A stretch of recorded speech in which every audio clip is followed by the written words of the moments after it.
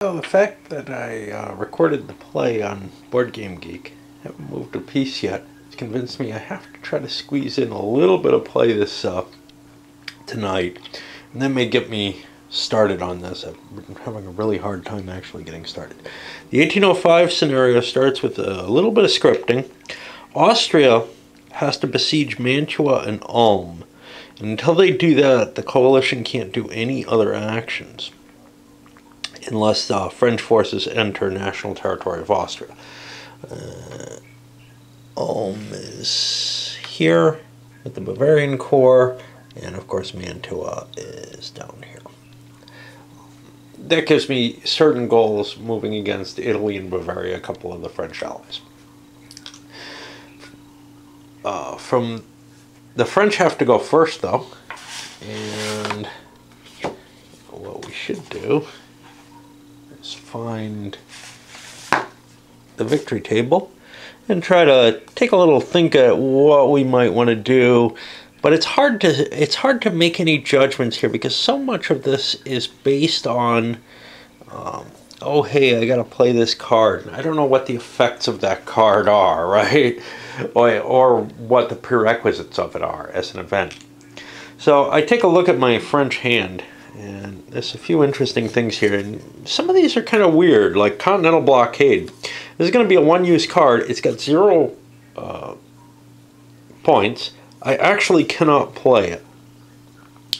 It adds 3 to the Escalade and adds 1 victory point for each budget phase in which it's in place. Now, that's a little weird because that sounds like it aids the French. It's a French card. Must be placed as a mandatory event as soon as possible if all the French fleets are destroyed or blockaded. If played during an activation phase, an activation with 2 APs can be made. The card cannot be discarded. It doesn't seem like a good card, except it does generate victory points. Maybe I'm not getting it something about it. So let's take a look at this. Must retain it. Can only play it once Spain. No, must play it once Spain has no fleet or has suffered a defeat. Now this is kind of weird because, again, I'm not positive it's a bad card. The escalade level increases, the victory level increases for every phase in which the blockade is in place. The blockade's in place when all ports of continental Europe from St. Petersburg to Zara, which is really, I don't remember where Zara is. It's over here, I think. You know, I have to get the whole scope. And now this is actually present. I remember this in Nations at Arms as well. The same concept. I don't think it's in a card, but I think it's baked in. Is either French, an allied or forced allied of France, or a major power that's been defeated and is now either neutral or in a forced peace, and any minor allies to that country.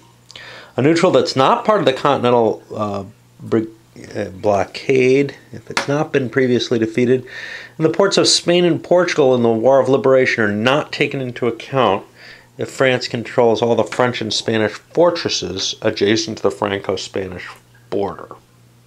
Gibraltar won't be taken into account. So, it says must be played as soon as possible if the fleets are destroyed or blockaded. I'm not sure. Maybe I can play it anyway. It doesn't really do me anything. But the big thing is it's taking up a space in my hand. I can't discard it. I don't believe I can play it as a 0-point event. That seems like that would be a discard. So I think it's just going to be eating up space in my hand. I have a bunch of 1-point cards I don't particularly want to play. These are good for combat. This one especially is not only good for combat, but it's gone after I use it, which is cool because it's good to get rid of a card that only has 1 operations point in it. Other than that, I have the Genius of Napoleon, which maybe I want to play as the event.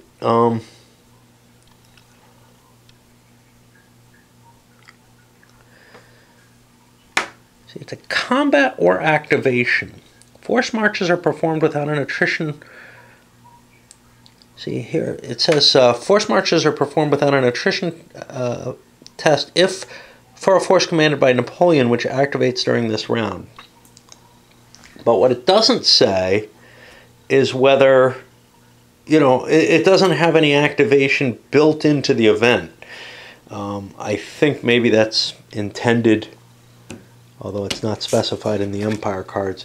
I think it's intended that you get both the activation cost and the event. Normally you wouldn't get that. But otherwise, as an activation card, well, look, I've got an activation. Maybe it gives you the 1 point activation for Napoleon alone in that case. But you wouldn't get that with a card. When you play an event, I don't believe you get an activation point. Maybe I'm missing something. It would not shock me. No, you just play it as the event. Yeah, it seems to me that... Okay, so the way this card is worded, if you play it for this, you would get no activation points. It would be your only activation card, and it has an effect that if you happen to somehow manage a forced march, which you cannot because you have no activation points, you might have some built up in previously. That's the only thing I can think of. Can you use stored activation points? And again, maybe this has been changed in the second edition. From what I understand, the second edition isn't published yet, but it's coming out as a boxed version, a new version of the game with the new rulebook.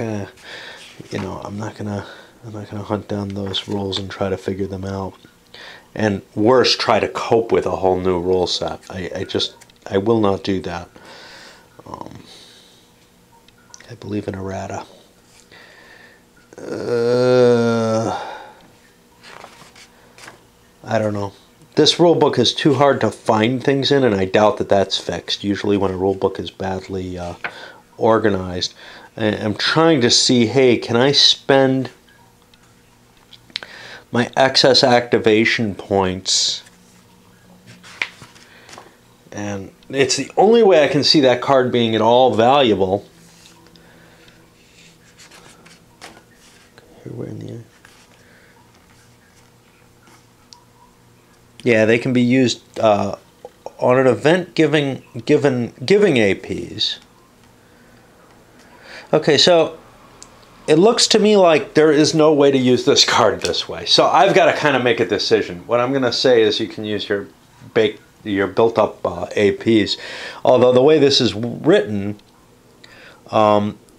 the activation points placed in reserve can be used along with those of a later activation card or event giving APs, or a 1 AP operation. The way that's worded strictly, this card is absolutely useless as far as I can see. I think I'm going to make a special exception and allow you to spend APs on this card. But anyway, I've got a 3-point card I could use, and that may be my best choice.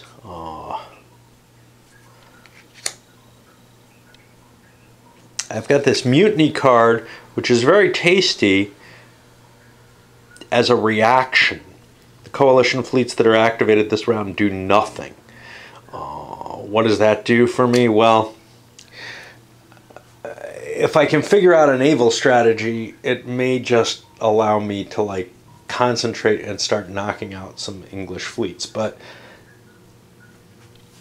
I'm blockaded in most places, which means I can't get out.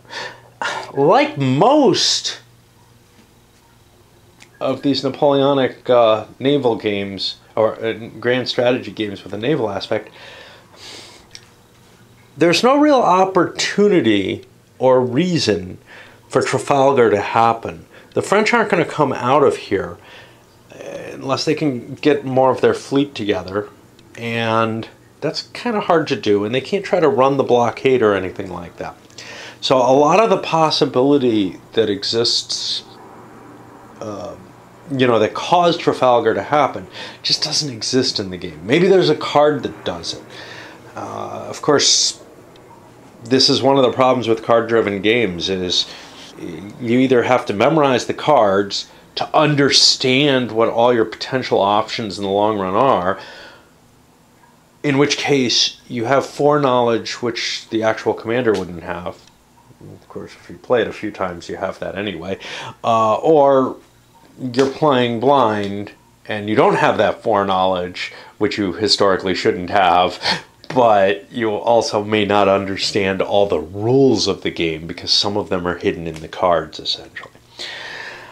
I have no fucking clue what I want to do. With the mutiny card in hand, my decision is to move forward with a naval option. I get 1 AP if I don't play a card, which is what I'm going to do. And I'm going to set sail with this fleet. I go out there, that's 1 movement point. I don't have an easy way to track movement points. And it's kind of hard because of the amount of stuff I have to remember at this point in the game. But now I can attempt to intercept. I add the initiative value of the fleet, which is, I believe, the number here. I'm going to try to move slowly so I don't if I'm not careful, I end up making people seasick, which would be fitting given that this is a naval operation, but unpleasant for them. Okay. So I'm at +2. 5, I do not get them. So that was 1 movement point. Let me track these here.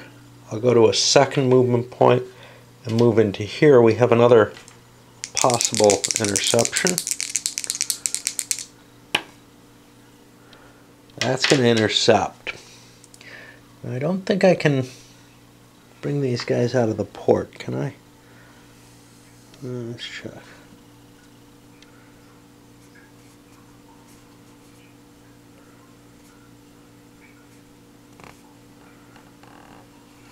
Squadrons in port may not intercept it. Okay, so now we have a naval battle here, which brings us to we roll a die for each fleet plus the tactical bonus of the fleet. Well, the tactical bonuses are on the back, and we're both at +1. Let's make sure the English don't have a card that they can play that will help them. They do not. So it's 2 dice, both at +1. The English win the battle. That means the French have to retreat without losses. Now their retreat is going to be a port in the same zone first, ending the activation. That'll push them. We'll go into the Spanish port here. And that's all we have. I can hold the mutiny card, try to prevent, but my goal had been to try to slip another fleet in there, which actually is sort of what happened. And then if I have an activation with 3 points, I could come out and hit these. I could play the mutiny and prevent the Brits from reinforcing any of their blockade. Well, now it's British turn. And another option would have been to sail up and make the gauntlet into the marsh and try to take this fleet on. It has a good interception and a good combat. That's Hood. And if I had enough activation points, 1 for the fleet plus 1 for Napoleon, I could actually have marched into England and maybe taken them out. But I only took the 1 because I wanted to set up for a Trafalgar for some unknown reason. I think the Brits need, at this point, to play their Admiralty card because I want to move all my fleets. I'm not quite in a perfect position. Well, this is where the mutiny card is played, and I cancel all those activations. This card is gone from the game. The Admiralty card, because this is a permanent card, I'm going to put it up here because the Brits will get it back next turn. and we have played around. And we've succeeded in doing something. Okay, we violated the scripting there, so let's rewind that. The Admiralty card's back in our hand. Now we're going to want to hold on to this. Well, maybe our best move is to play the Major Campaign. Those can be useful, but we're looking at the cost. We have a 2-point leader in Charles, a 3-point in Mac, and then the potential of moving, say, a Russian forward.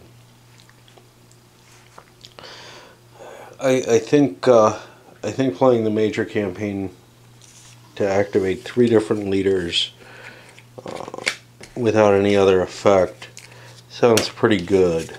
I don't think there's anything the French can do about this. We could avoid the Major Campaign in combat and to allow us to defeat forces in detail rather than being hit by them one at a time. But I think this is what we have to do, and we'll play that and get our legal requirement to get those sieges underway out of the way. In order to do that, this gives the French another chance to play around with their navies. Okay, this force here has 3 movement points. No army. Charles can command 7 units. So, now, I guess we're moving into a swamp there.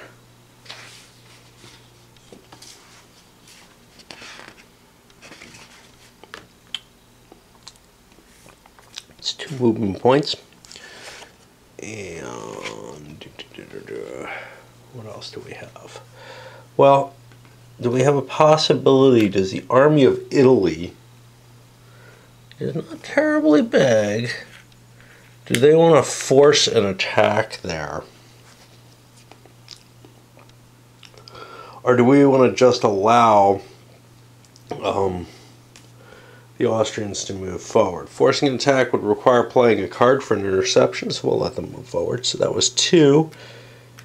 And now we only have 1 more movement point.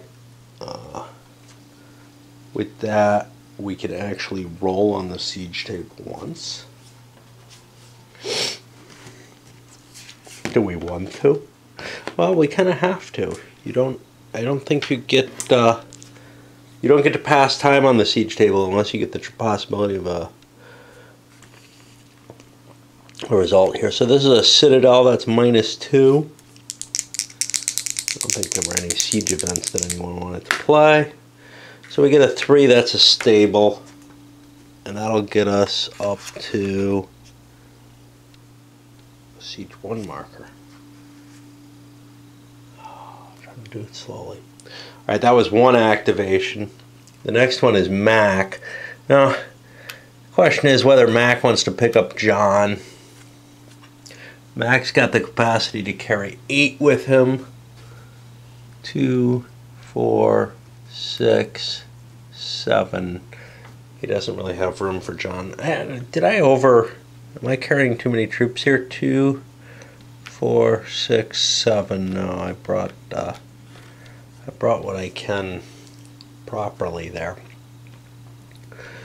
Alright, so we've got to go through here.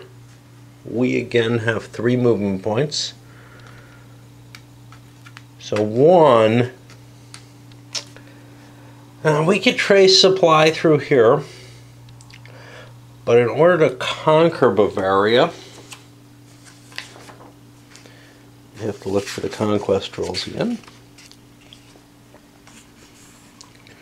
We would need to own the capital. So what I'm going to do is I'm going to spend a movement point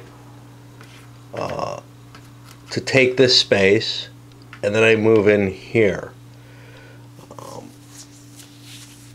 You guys are gonna fall back, I guess. I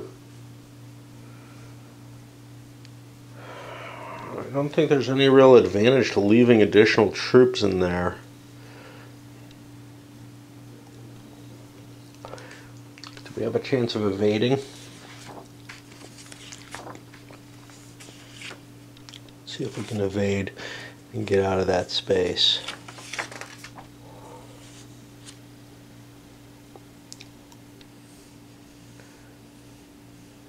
No, only if I have a general. So I have to fall into the fortress. So we're besieged on the third movement point, right? 1, 2, 3. But there's not enough movement left to attempt a siege there, to get a die roll there. And now, somewhere or another, I put some kind of little marker. This is an Austrian one. Over here in Munich to indicate that that's mine. I don't need it for supply purposes, I need it for conquest purposes. Okay, now third move. Who's got the army? Okay. Kutuzov has the army. He's closest. I can't pick him up on the way, but I can suck these forces in. Kutuzov can carry 14. He's only got 4.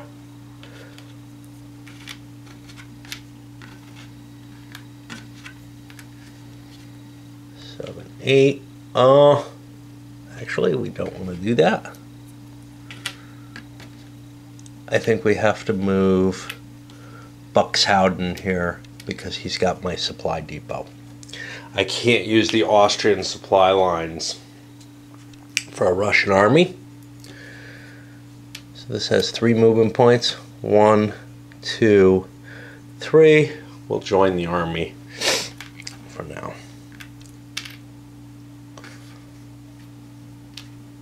And those are my activations, and now I'm up there where I belong. I should probably put a blue die on top instead of a red die, because the red die would lead me to think it should be an allied turn. Now we're back where we thought we were before, except the French get to do another naval action. And I went to sleep, and now I'm back where I was before time-wise. Maybe tomorrow, or, well, it's later today, but maybe once the sun rises, if not sometime before that, I'll take another impulse. And debating over whether, I need a separate video for this particular impulse or if I can mash a couple of them together, but I've got something to say. Anyway, so I decided to go ahead with it. French fleet is going to come out. I'm going to do the same thing as I did last time. I'm choosing this fleet because it's the closest. This one's not bad, but this one's still better. It's the closest, and it'll suffer the least interception attempts.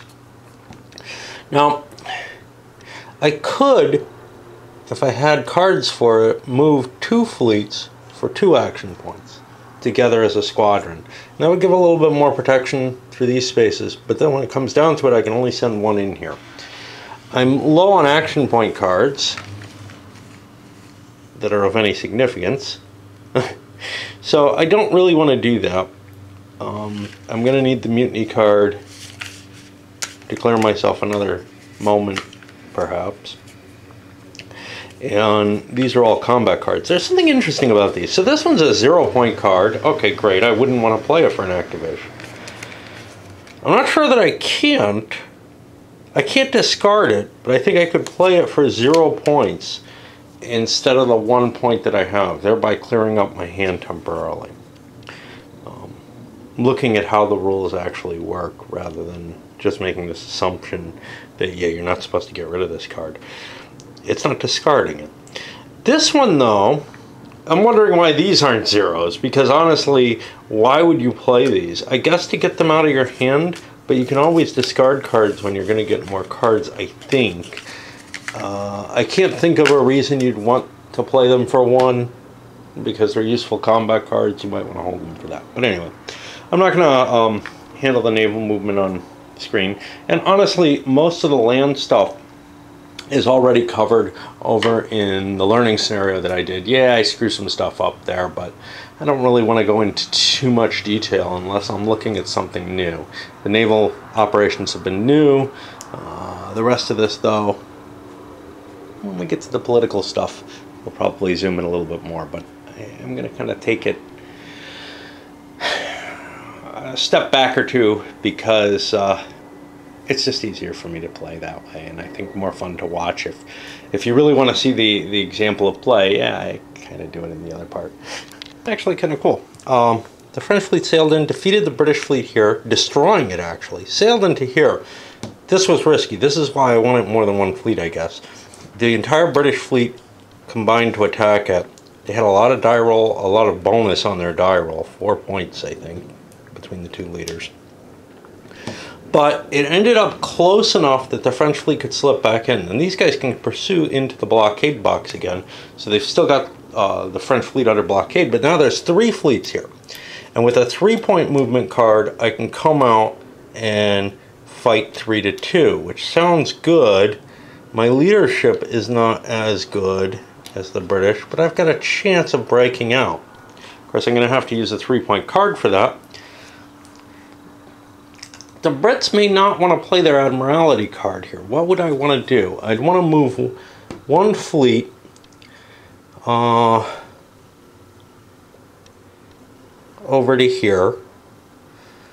I could blockade this.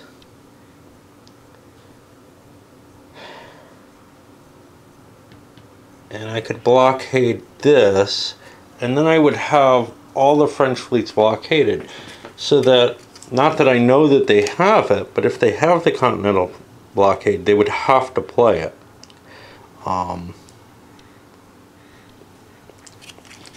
That's kind of funky. So we may go for the blockade.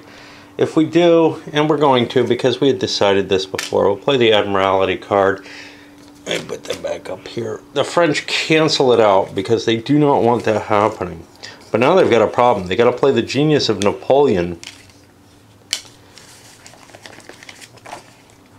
in order to sail out and have their fight. But they definitely do not want to get blockaded at this point. And now we're here. Nothing happens with those sieges. I don't have to succeed. I hope I don't have to succeed in the sieges. I think I just have to put them under siege. I hope. I hope.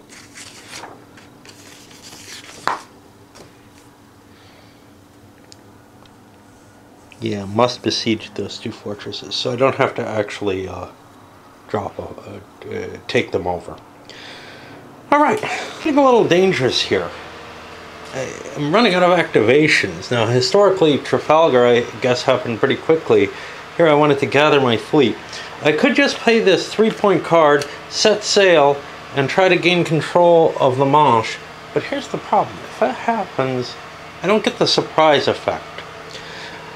If I get up here, clear the English Channel, and don't immediately move, I don't get to go anywhere. So instead what I'm going to do is I'm going to take a 1-point activation and I'm going to bank it.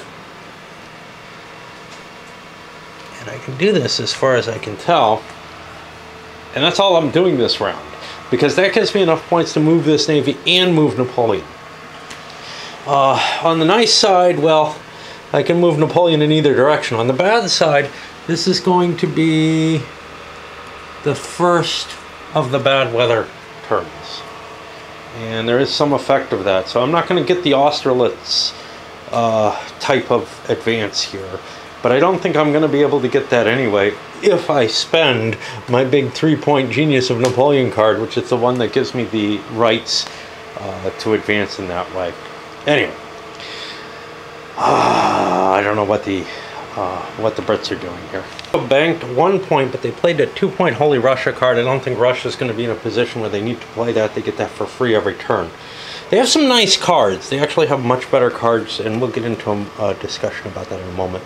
And they're probably not going to play them all. Harem allows them to end a foreign war.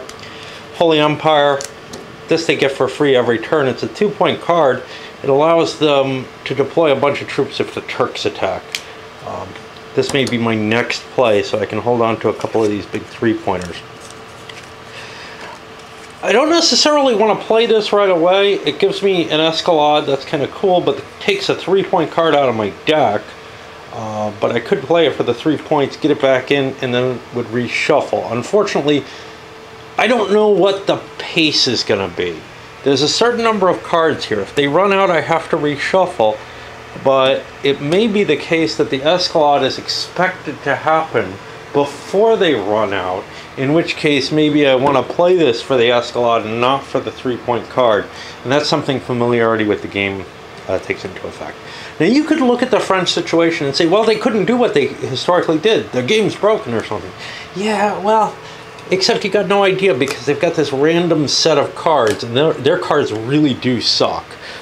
A lot, except for combat. They're set up well for combat, but they don't have anything else. Anyway, that flips us over to round 5 here. They're undertaking that naval operation, and they smash their way through the blockade of Cadiz, sail up, they get intercepted here, fight a battle, defeat another British fleet. So far they've sunk all the British fleets. When they get into here, after driving this one away, they face an interception. Again, 2 fleets against their 3. Slight advantage for the British. The French outroll them again. And really a lucky sequence, because this battle and the Battle of Cadiz were both slightly, well, maybe not against them, because they had the extra die, but they were slightly outnumbered in terms of the tactical values. So actually the French had the advantage on every single fight that they made, but now they're up here. Now, would the Admiralty have helped us? Could we use this for any kind of... No, this doesn't give us any attack, any battle bonus, and we don't have anything except the built-in ratings. So now we've cleared the way, and this is why it was important that we took a point last time, is now we can walk in with Nappy and go try to conquer England. Now, how the hell do we conquer England? All of its key zones except one are controlled by the enemy. And no undemoralized armies, or all key zones by the enemy. So what do we have as key zones? And that's an interesting question. This is national territory, but there's no key zones up here.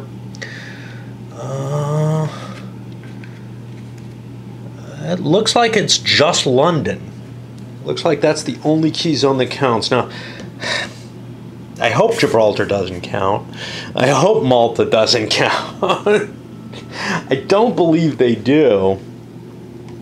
But somewhere maybe it says...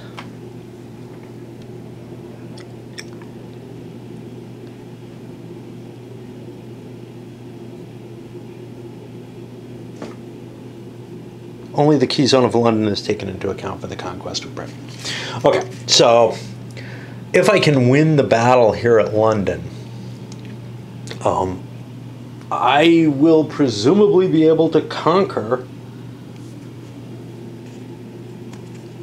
if I hold it at the end of the turn, the British Isles. Now, holding it at the end of the turn may not be trivial, because I've got to keep my supply line open to back here, for whatever that's worth. But hey, you know, how many chances do you get to invade England in a Napoleonic game?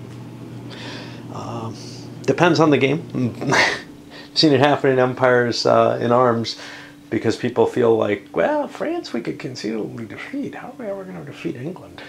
But on the English side, they're going to play, this is still during the French turn, they're going to play a 2-point card so that they have a chance of intercepting,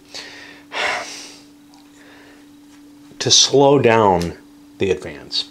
Basically, combat-wise, the Straits is a better defensive location than the river the bridged river. And it's actually possible that the French could come around this way, right? This is only one extra movement point, so 1, 2, 3, 4. They could actually make a march all the way through. Now, they probably want to spend a point. Ooh, no, they actually can't. There's a fortress there. But they could screen that fortress with just a couple of strength points. So they probably would want to launch the attack. So it's actually not that big a deal if they screen this and then they can march through. Okay. So the Brits are going to attempt their interception. I have more here. What's my chance? I need to roll high, I believe. A 5 or more. And I bet you I don't have cav superiority. I don't have an army. I have about no chance here. Okay, well, not of the interception, but of winning this battle. Yeah, we're not intercepting either. So now the French get to detach something.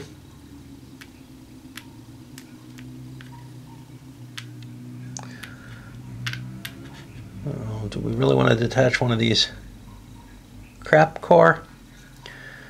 Definitely want Davout with us. Murat's a cav general. So I'm just going to detach this corps here and lay siege. I don't get to make any rolls or anything. That's 1, 2. Does bridge cost me? Bridge does not cost me additional movement points. I guess I'll take the combat penalty by marching straight across. It's whether or not the attrition table would be more pleasant to me. I've got a fair number of steps here. This is the Grand Army. I would rather not be forced marching with it. I think I'm better off with the combat penalty, I think. It's only a -1, so that doesn't sound too terrible. I suppose we might as well take this major battle here and blow it out like we did with the other with the battles in the 1815 scenario, so you get to see how they work. We did some of the naval combats. So the first thing we do is we compute the odds, and I'm going to need a couple of calculators for this, just to remind me what values I have. Okay. So now here we have 2, 4, let's see, 5, 6, 12, 13 steps for the French. And the English have not gone in. They have 4 steps.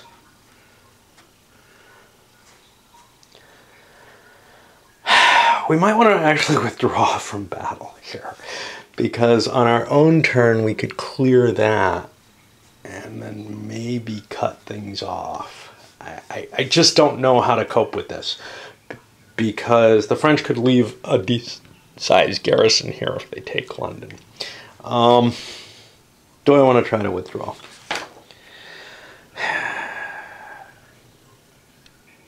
No cav superiority. Initiative's no better.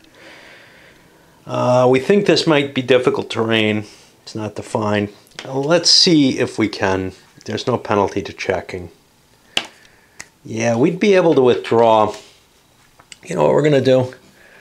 We're going to run back away, because the French have spent 1, 2, 3 to move here. They have no more movement allowance, so we're not going to see that battle. They can't convert that space to their own. And now the Brits could slash in and cut the supply, which is reliant on this space back here. And in fact, actually, the French need to leave their depot behind. Otherwise, they'd be out of supply, because this is a 2 movement point link. All right, so that's the French player turn. Now we go to the English player turn. And we're testing something very silly out here. The English are now sailing out, not on their part, is it silly, to attack the French fleet. The French have to stick around. The supply line running for Napoleon's force. So, take a look, they're +3. The English, I think, are at +5 with all their fleets combined here. And we're both 3 fleets. I should have more dice. I'll use a white with the reds and the black with the blues. So +3 to +5. So the English are essentially a +2. They're at a 12, 7, 10. That's a 2-point difference, which I believe does nothing except forces the French to retreat, which is enough. The French can't retreat into Bray. I guess they'll fall into Cherbourg, and the English fleet will blockade them. I had to spend a full 3-point card to move that. That moves this forward. We got one more turn. Oh, this was bad weather. What did that do? Movement factor was reduced by 1. Ooh. Okay. That meant the French had to roll on the attrition table. But only on, no, not only on 2, 4, 5, 6, 7, 8, 9, 10, 11, 12, 13. They don't have to count the units they're dropping off. They only have to count at the end of movement. So 13 puts them over here. +1 to the dice.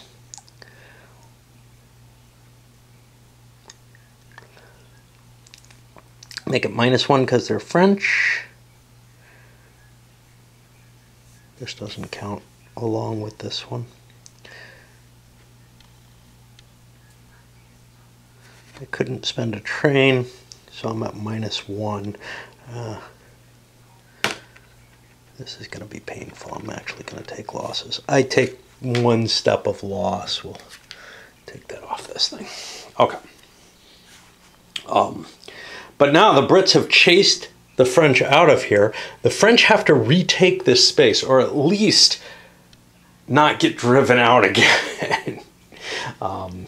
So that's going to be kind of problematic. They don't necessarily have to beat the Brits, but they have to not get driven away in order to keep this line open. Which means, on their turn, they need a 3-point card, which they do not have. They spent this point. The Brits did not spend a point. I got no real way of keeping these things in supply unless I can find rules on sea supply that'll help. It's always the naval rules that get me, right?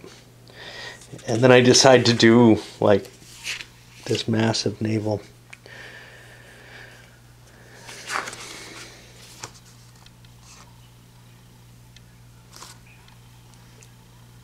From one port to another, free of blockades, and which does not cross sea zones occupied by enemy fleets which are at sea.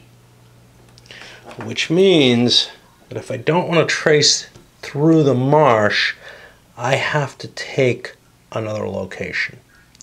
That other location is not hard for me to take. It's Angleterre. So all I need is a 1-point card to set that up, and then I can trace supply around this way. Ooh, actually this doesn't do it. I have to take up as far as Hull, it looks like. Crappies. These guys are going to be out of supply. Because this is all one sea zone here. Okay, well, so I have no points left. So I don't really need to spend one of these. I'll just spend the point that I get for free for the turn. What am I doing with Napoleon? Well, I'm going to need 1, 2, 3, 4, 5. That's going to be 2 extra movement points that I'm going to need to use. I get to mark these as I try to move slowly. I'm going to need to mark control markers here. So 1, there's London. 2, 3, 4, 5. I needed another one. I'm not sure I actually need control of the area that I'm in. Okay. Now, there's a question of whether I want to leave all these open. I would rather not. But I also don't want to leave the French army in a position where, you know, it's scattered all through hell and creation. So we're going to spend, what was that? We're down 1 movement point. We're at 3 extra movement points, the maximum of our force marched. We are a size 2, 3, 4, 5, 6, 7, 8, 9, 10, 11, 12 force. If we drop something off, we don't get hurt. There's nowhere we want to drop anything off. We'll go, we would roll on a lesser table.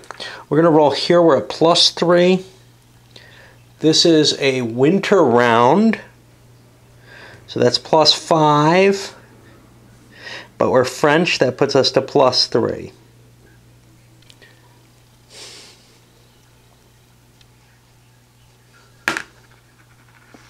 We roll a 5. That's going to eat 2 of our steps.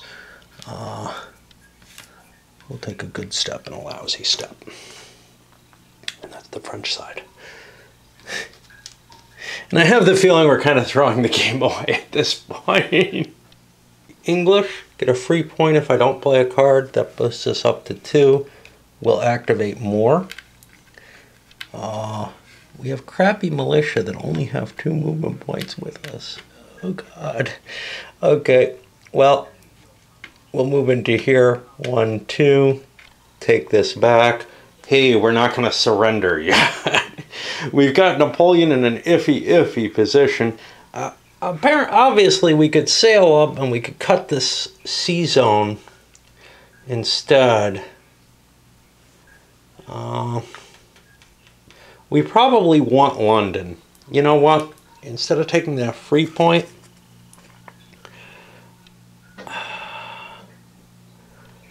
I'm going to play this for points. That gives me, no, doesn't give me any additional. Yeah, that gives me 1 more point. I could move a fleet to try to cut the French fleet off. 1, 2, 3 up to here. I still don't get to do any of my sieges or anything. I could have played a card to activate and try to take one of those, but I feel like the defense of England is far more important at this point. Okay, well, that's actually the end, because the 7th round is only if there's an event card, I think. That's the end of the regular operations here, which means if I can find a sequence of play, I know there is one, we will be hitting some attrition tests for Napoleon, because he's been cut off from supply. Okay, at the end of the activations, the first thing we do is we check for some sieges. So over here, the French have a siege of this British fort here. And let's see if there's any modifiers here.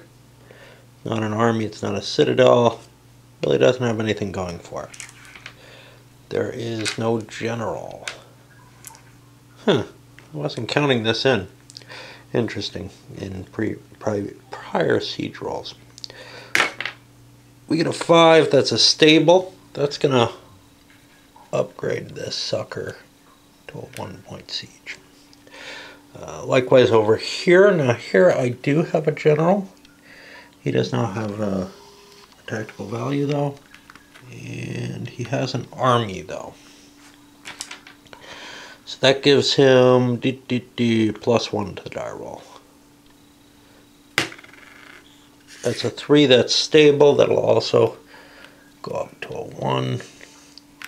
And then our final one is a 1 here. Now this is not an army. The leader gives me 1. There's no defending leader, but it's a citadel. So I'm actually at a net of 1 for the leader, -2 for the citadel, 1 for the duration of the siege. I'm at a 0 here. And I have to roll. That's a 2, that's stable. That means I move very, very slowly. And crap. There. I haven't popped all my counters out yet. I get a 2-point counter, and this is going to drive me crazy because it's got a little bit of flash on it, so I'll file that. Worry about all locations that are not supplied, besieged, or are demoralized. Well, we only really have one of these cases. Well, 2. We have unsupplied units here and here. There's nothing in those cities that are being sieged. Is there? Oh, there's one here. This has to be checked. All right, let's do the Bavarians first.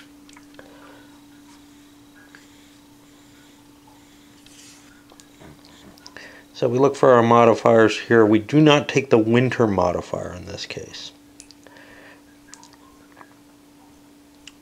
I don't think it's unsupplied because it's in a fortress. I do not see any penalty for the time on the siege of the fortress, which I would think would be there, but whatever. And there's only 1 step, so there's no chance. Here we have 2 steps. I don't want to blow the depot. It could be useful. I am unsupplied, so I take a +3 to the die roll. Basically on a 3 or higher I take a hit.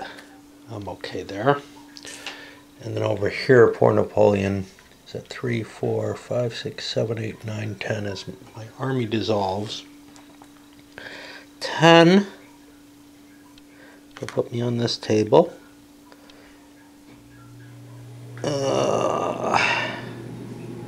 It's unsupplied, +3. French drops it down to +1. And that's it. I get a 6, which means I'm going to take a 1 and a star. On a 4 through 6, I take 2. I only take 1 step. Take a loss on one of these good units. But this is not good for the French. Now, conquests and surrenders are determined. There aren't any. Destroyed fortress and demoralization markers are removed if possible. That doesn't happen. We have a victory phase. Let's make sure we haven't, we didn't get any conquests in here, and that's basically what will happen there. So we move to 1806. We're going to go to another